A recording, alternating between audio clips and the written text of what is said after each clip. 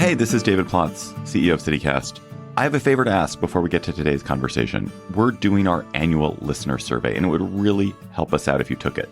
And even if you took it last year, we'd be grateful if you took it again, because we can't use last year's data. Please go to citycast.fm/survey to take the survey. It's only 7 minutes long, we know, because we timed it. That's citycast.fm/survey. And when you take the survey, you'll also be eligible to win a $250 Visa gift card and CityCast swag, that great CityCast swag. citycast.fm/survey.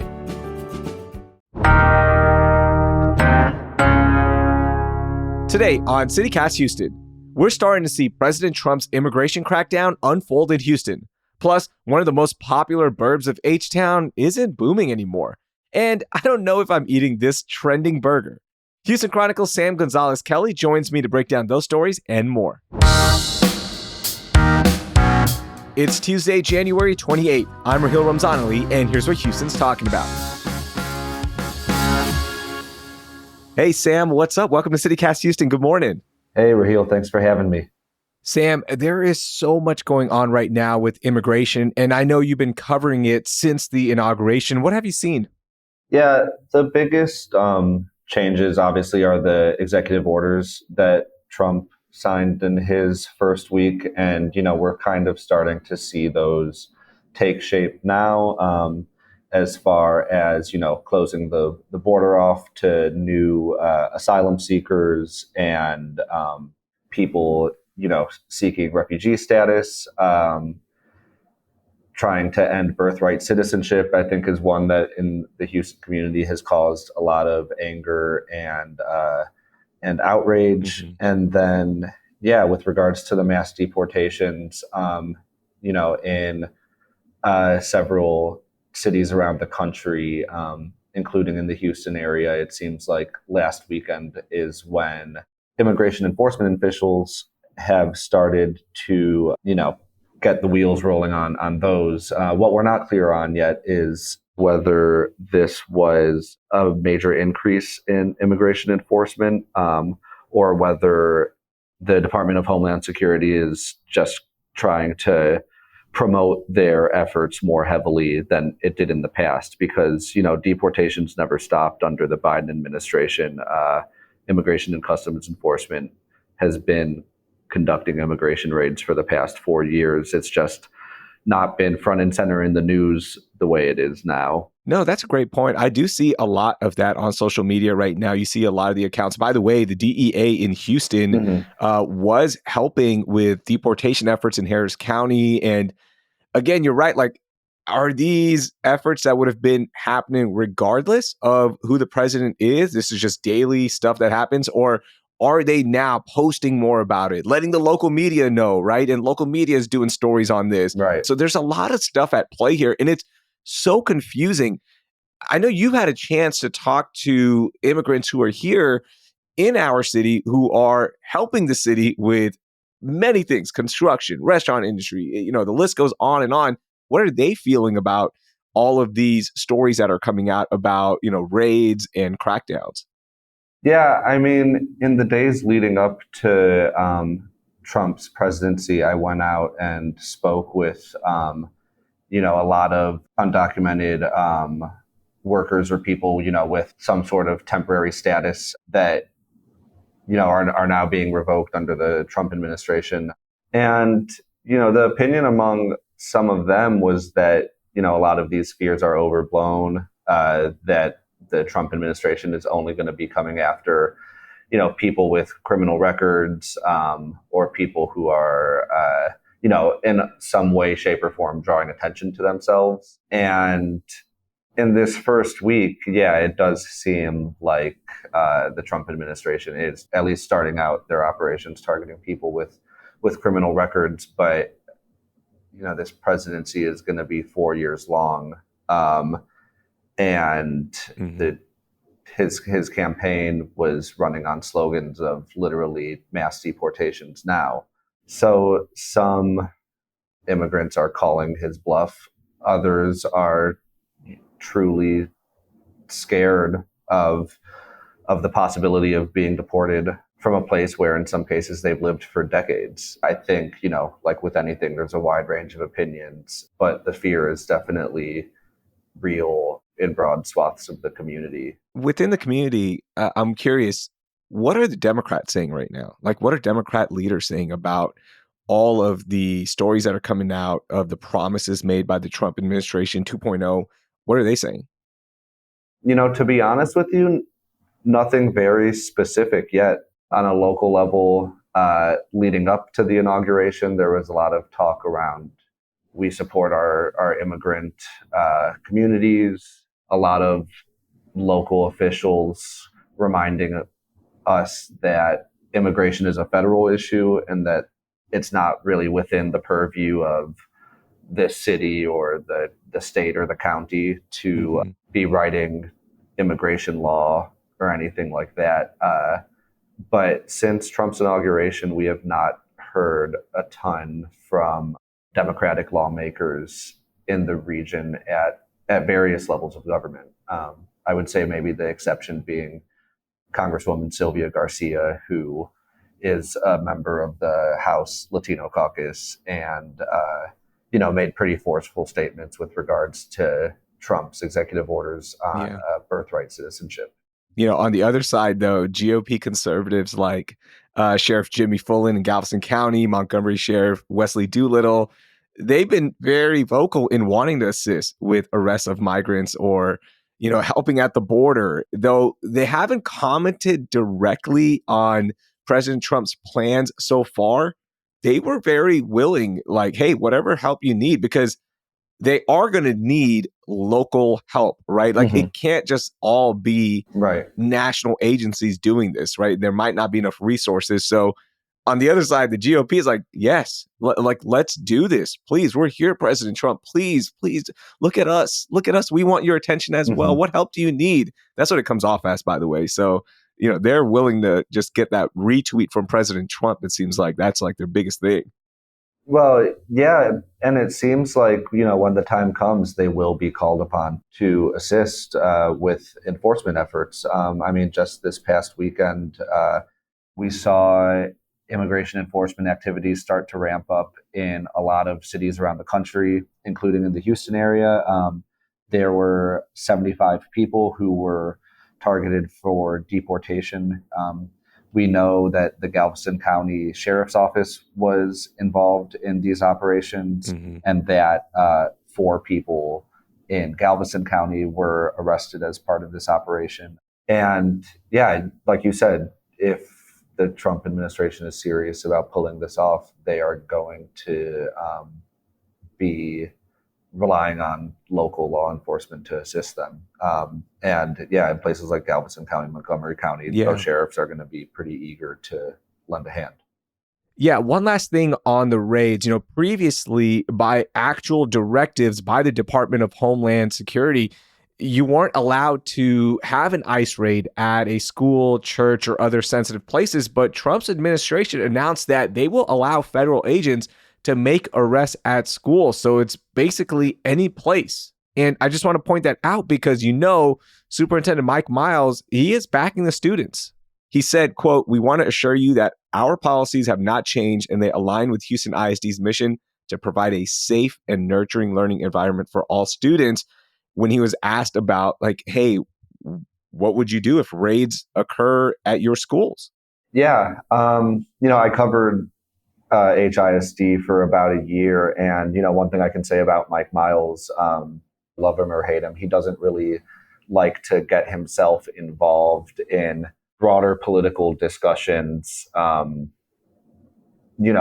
of anything strictly pertaining to education. And so that doesn't surprise me to hear him say that. I think like a lot of school leaders, he's going to follow whatever the law dictates, but HISD doesn't collect or share, immigration information.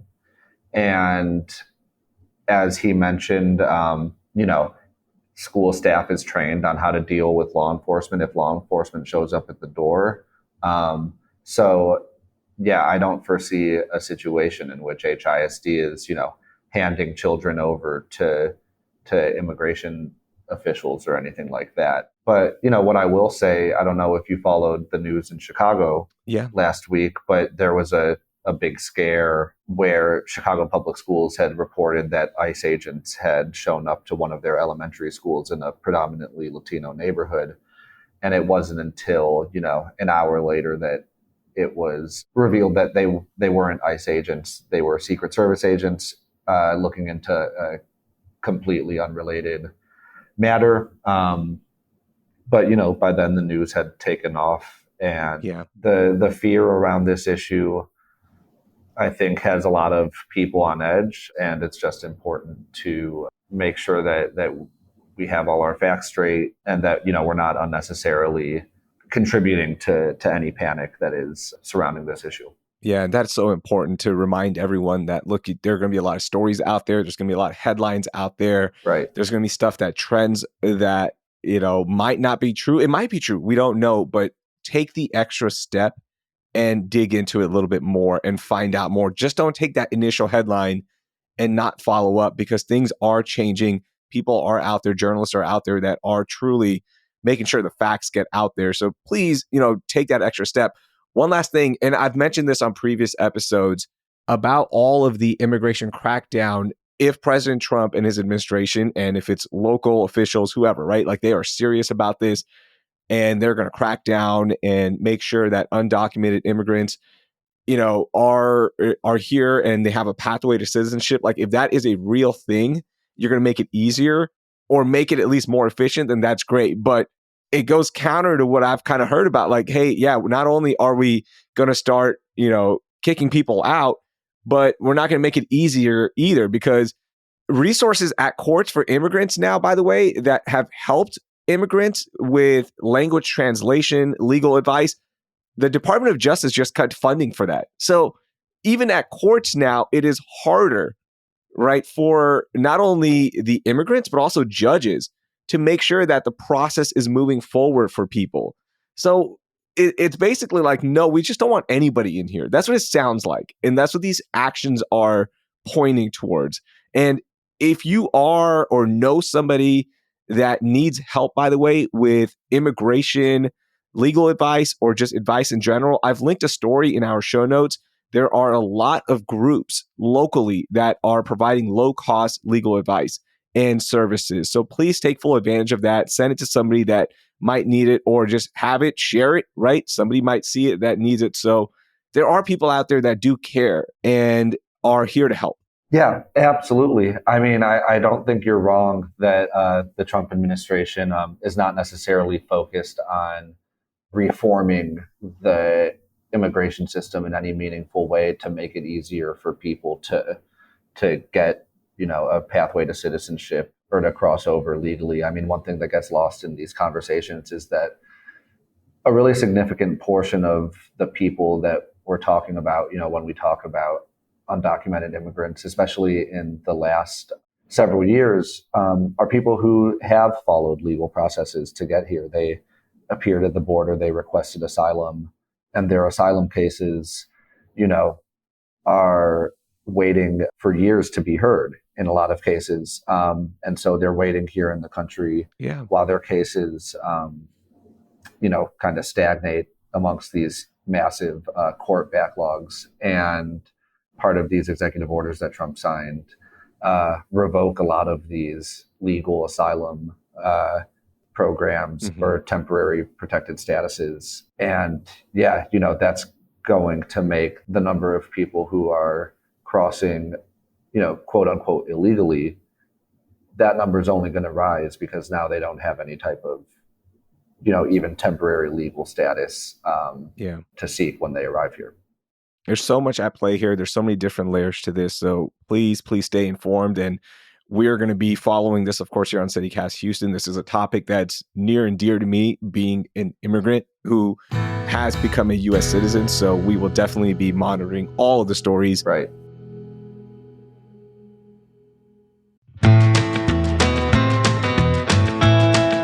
Look, there's no place like Texas, except when it comes to skiing or my personal favorite, snowboarding. And I get it, you're heading to snowier pastures, but before you leave Texas, grab one last taste of the real Texas in Amarillo. If you love a good Texas road trip like me, then Amarillo needs to be on the top of your list because it's quirky, wild, western, and a spontaneous city.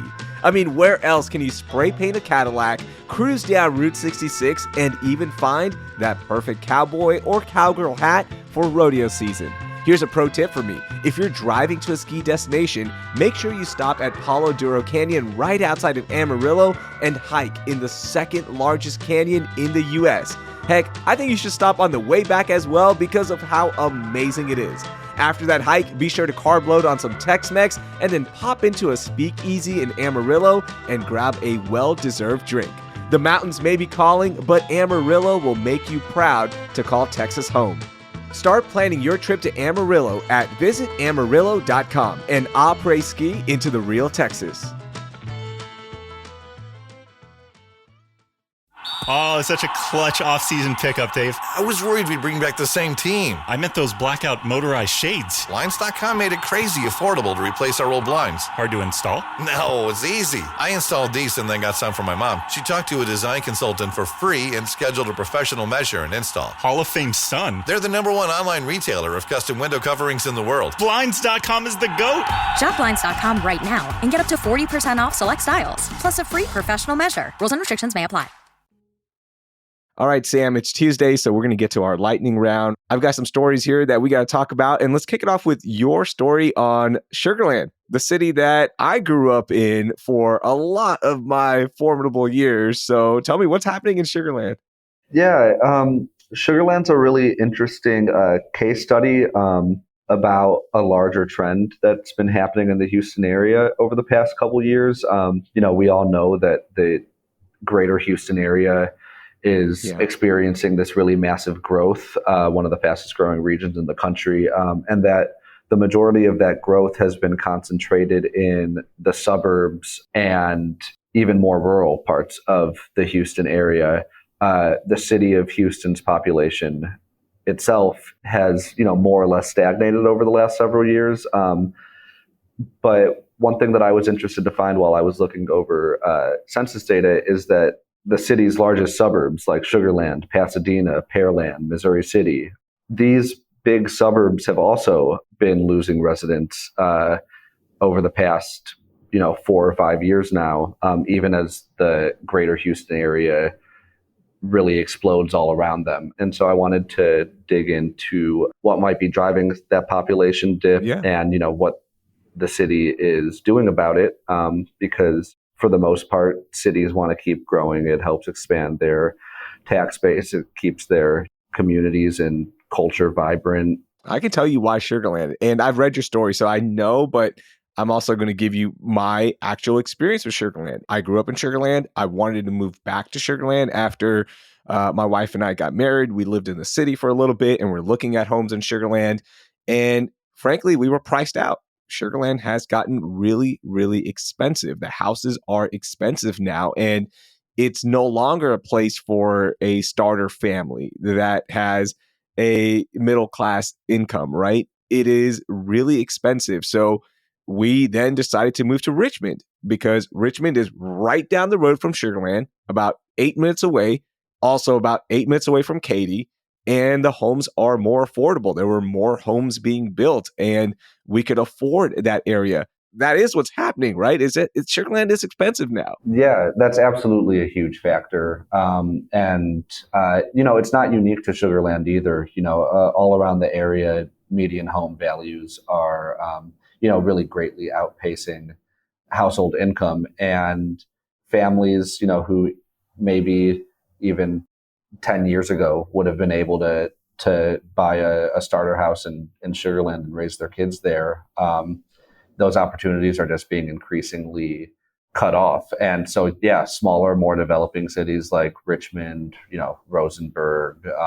All the way out to Fulshire? Yeah. all the way out to Fulshire. A lot of cities up in the north of the Houston area is where a lot of the the biggest growth is happening. Those are where people are buying houses. But there are steps that, the city of Sugarland's trying to take to rectify this. I mean, they recognize that real estate is increasingly unaffordable for middle-class families. And, there's only so much that, a city itself can do about that. But the city of Sugarland is looking at its zoning laws and trying to, encourage more mixed-use zoning where possible to try to increase that density and maybe drive down home prices that way. But no, you're spot on when you say that housing prices are one of the reasons why the population has dipped. Yeah, and it's funny, like in the Richmond area, everyone's betting on Richmond being the next Sugarland, right? So everyone's property values are going to just go skyrocket.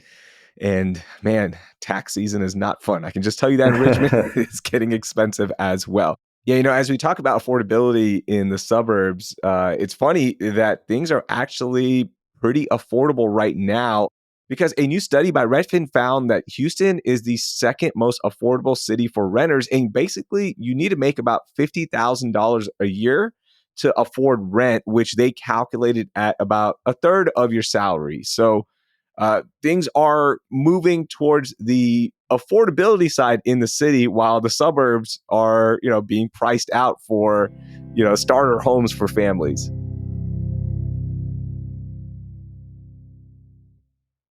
This episode is brought to you by Shopify. Upgrade your business with Shopify, home of the #1 checkout on the planet. Shop Pay boosts conversions up to 50%, meaning fewer carts going abandoned and more sales going cha-ching. So if you're into growing your business, get a commerce platform that's ready to sell wherever your customers are. Visit Shopify.com to upgrade your selling today. Build a routine with Alli that supports your wellness needs, like getting your daily vitamins and minerals with Alli's multi-gummies, or keeping your mood upbeat with all the vitamin D in Hello Happy. Give your gut health some support with probiotics, and wake up feeling refreshed after taking Alli Sleep. Do wellness on your terms. Find Alli at a Walmart or Target near you, or at ollie.com. These statements have not been evaluated by the Food and Drug Administration. This product is not intended to diagnose, treat, cure, or prevent any disease. I want to get to our next story, and this is an update on a story that we've talked about a lot, and that is school vouchers. So the Senate, by the way, officially filed SB 2, which is, talking about school vouchers and exactly how much families would receive per child in private school education vouchers. So they're going to receive about $10,000 per year, and also $11,500 if the student has a disability, through what's called an education savings account. And the total package of this bill is worth $1 billion. And 80% of the applicants will come from low-income families or students with disabilities. This is going to help about 100,000 families across Texas. Sam, I don't want to put you on the spot, but do you know how many public education students there are in the state of Texas? If you had asked me a couple of months ago, I probably would have been able to tell you. But no, I don't have that number off the top of my head right now. I'm sorry. Approximately 5.4 million students. And this program is going to help 100,000 families. Make it make sense. What are we doing here? This is something that makes no sense. And by the way, the Houston area private school tuition average is about $25,000 per child. The push for vouchers in Texas is part of a nationwide push, by the Republican Party to put taxpayer money in families' hands to allow them to attend private schools or parochial schools if they want. It's a really controversial initiative. And, the proponents of it, they argue that, this will help low-income families get out of struggling public schools and give them the opportunities, that wealthier families have to send their children to a school of, their choice. That's why they call it, the school choice initiative. But what gets lost in that is that private school tuition is a lot more than $10,000 in most of these cases. And we've seen across the country and other states that voucher initiatives have taken off. The majority of those vouchers aren't going to low-income families. They're being used by wealthier families that were already sending their children to private schools. And the Republican faction of the legislature has been pushing for these vouchers for years now, and they didn't get what they wanted in the last session, and they're coming back around armed with more representatives in the House that are aligned with this mission and better odds. So we're going to have to see whether they, get their top priority this time around. Yeah, we're going to be watching that very, very closely. All right, Sam, I want to end with our Only in H-Town. This is a story that's so unique, so wacky that can only happen in H-Town. And I've got one for you. And this is about President Trump once again, but it's about the Trump Burger restaurant. Now, this is a restaurant that is full of President Trump memorabilia. There is Trump-inspired food. On the burger buns, they stamp Trump on it. They're opening a new location in Houston, right on Chimney Rock. Now, I don't want to get into the politics of this, okay? But is there any political or politician-inspired restaurant that you would eat at? Like, I can't think of one. I can't think of any. I can't think of any politician who I'd want, staring at me from all four walls while I'm eating my cheeseburger. I can't think of anyone at all, really, who I would want to be looking down on me while I'm eating my lunch. But, Trump has inspired this really loyal devotion that I guess that appeals to some people. Yeah, and I get it. Look, there are a lot of people who voted for President Trump in not only that area, but in our greater Houston area. But, even then, like, why would you go eat at a place called Trump Burger? Or like, if we reversed it, right? Like, would you go to a Harris Burger, right? If Vice President Kamala Harris had won the election? Like, no, I would never. Like, I don't know. It just doesn't make sense to me. Yeah, I personally would not, but that's just me. Yeah. What strikes me is that this location, it is near the Galleria and near Gulfton, which, there are so many immigrants in that area as well. So it's like, man, there's just so many questions about this place. And the owner said that they put it there because this is their third location. The demand was so great that they wanted a central location to, get everyone excited about President Trump burgers. They've clearly found something that works for them. I saw a review of the burger on Instagram a couple of days ago that was, less than complimentary, I guess. I'll just say that. But I don't think people are going to Trump Burger for the quality of the food. They're going because they love Donald Trump. Man, yeah, good for them. Good for them. I would try some Trump tots. Like if that tater tots, it just flows nicely. Trump tots. Yeah, it's got a better ring to it. Better ring to it. Sam, thank you so much for joining us, and can't wait to have you back. Thank you for having me.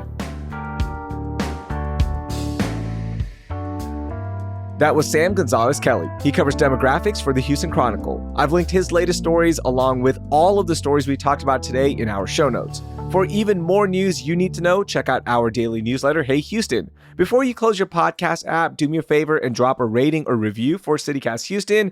Also, share this episode with 3 friends so they can stay up to date on the latest in H-Town. And if you're new here, hit that subscribe button. Come on, do it right now. Thank you. That will do it for today. I'm Raheel Ramzanali. Thank you for listening, and I hope you learned something new.